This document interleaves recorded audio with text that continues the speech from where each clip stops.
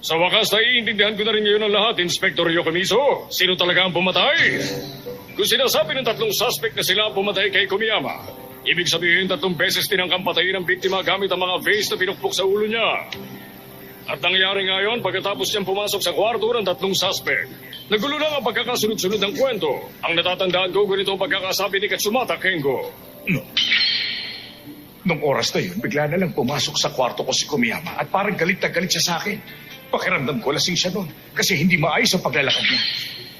Oo, ganun nga. Sa tingin ko, hindi magagawa ni Kumiyama na uminom ng sobra. Hanggang sa dumating sa puntong hindi na siya makalakad na maayos. Lalo na kung may play siya ng araw na yon. Tama ka, Maron.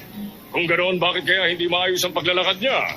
Siguro ang dahilan noon, napukpok na siya ng ibang tao noong mga oras na yon. Ngayon naman, ganito ang kwento ni Hoshino Haruyuki kay Inspector Yokomizo.